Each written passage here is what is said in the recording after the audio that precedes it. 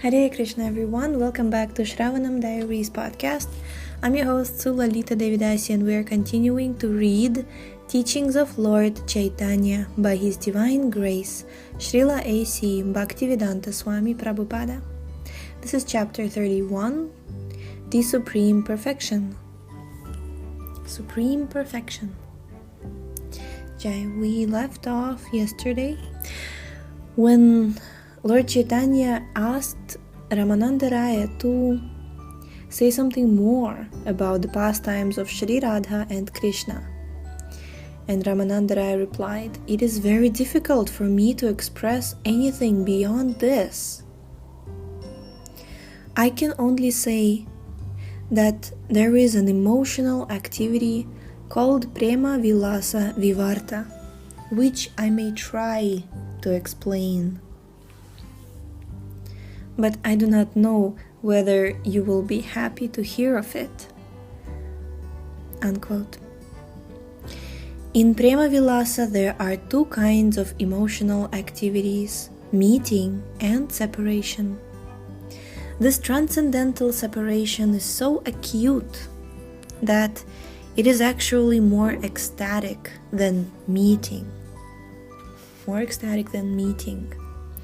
Ramananda Raya was expert in understanding these highly elevated dealings between Radha and Kṛṣṇa, and in this regard he had composed a nice song which he narrated to the Lord. The purport of the song is that the lover and the beloved, before meeting, generate a kind of emotion by the exchange of their transcendental activities. That emotion is called raga, or attraction. Srimati Radharani noted that, quote, "This attraction and affection between us has risen to the highest extent." Unquote. But the cause of this attraction is Radharani herself. "Whatever the case may be," Radharani said, "that affection between you and me has mixed us in oneness. Now that it is the time of separation, I cannot see the history of the evolution of this love. There was no cause or mediator in our love save our meeting itself and the exchange of feelings through our glances." Unquote. This exchange of feelings between Kṛṣṇa and Radharani is very difficult to understand unless one is elevated to the platform of pure goodness. Such transcendental reciprocation is not possible to understand even from the platform of material goodness. One has to transcend even material goodness in order to understand. This is because the exchange of feelings between Radha and Kṛṣṇa is not a subject matter of this world, of this material world. Even the greatest mental speculators cannot understand this directly or indirectly. Material activities are manifested for either the gross body or the subtle mind, but this exchange of feelings between Radha and Kṛṣṇa is beyond such manifestations and beyond intellectual mental speculation. It can be understood only with purified senses, freed from all the designations of the material world.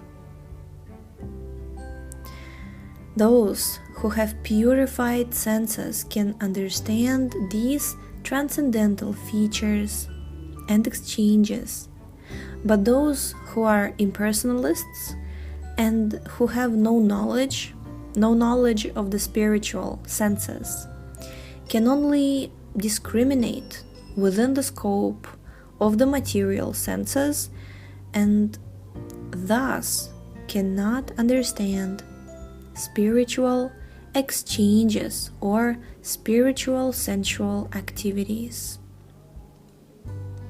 Those who are elevated by virtue of experimental knowledge can only satisfy their blunt material senses, either by gross bodily activities or by mental speculation. Everything generated from the body or the mind is always imperfect and perishable, but transcendental spiritual activities are always bright and wonderful. Pure love on the transcendental platform is the paragon of purity. Paragon of purity. Because it is devoid of material affection and is completely spiritual. Affection for matter is perishable, as indicated by the inebriety of sex in the material world, but there is no such inebriety in the spiritual world. Hindrances on the path of sense satisfaction cause material distress, but one cannot compare that with the spiritual distress of separation from Kṛṣṇa. In such spiritual separation, there is neither inebriety nor ineffectiveness, as one finds with material separation. Lord Caitanya said that this is the highest position of transcendental loving reciprocation, and he told Ramananda Raya, quote, "By your grace only have I been able to understand such a high transcendental position. Such a position cannot be attained without the performance of transcendental activities. So will you kindly explain to me how I can raise myself to this platform?" Unquote.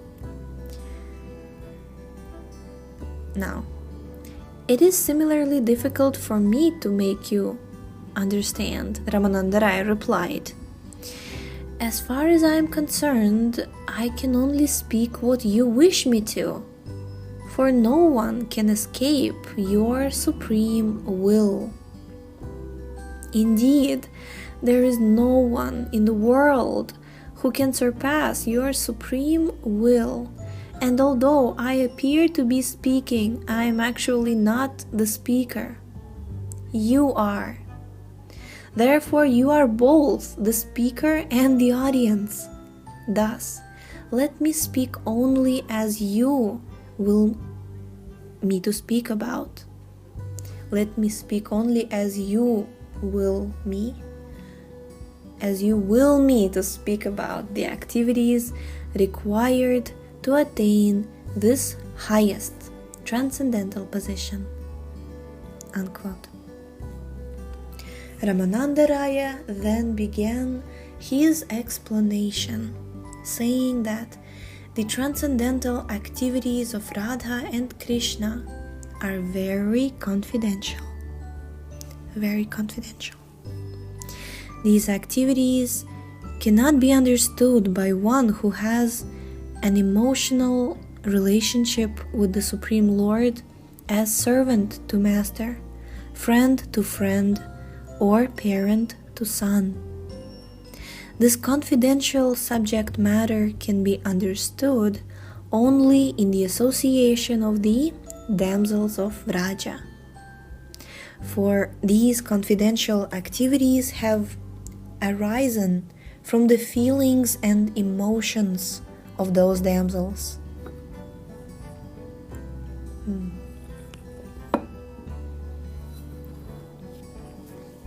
Without the association of the damsels of Vraja, one cannot nourish or cherish such a transcendental understanding. In other words, because these confidential pastimes of Radha and Kṛṣṇa have expanded through the mercy of the damsels of Vraja, without their mercy, one cannot understand them. One has to follow in the footsteps of those damsels of Vraja in order to understand. When one is actually situated in that understanding, he becomes eligible to enter into the confidential pastimes of Radha and Kṛṣṇa. For one who wants to understand these confidential pastimes, there is no alternative to following in the footsteps of the damsels of Vraja. This is confirmed in the Govinda Lilamrita 10.17. Quote, although manifest, happy, expanded and unlimited, the emotional exchanges between Radha and Kṛṣṇa can be understood only by the damsels of Vraja or their followers, just as no one can understand the expansion of the spiritual energy of the Supreme Lord without His causeless mercy. No one can understand the transcendental sex life between Radha and Kṛṣṇa without following in the footsteps of the damsels of Vraja. Unquote. The associates of Radharani include her personal associates called Sakhis and her near assistants called Manjaris. It is very difficult to express the dealings of Radharani's associates with Kṛṣṇa because they have no desire to mix with him or enjoy with him personally. No desire to mix with him or enjoy with him personally.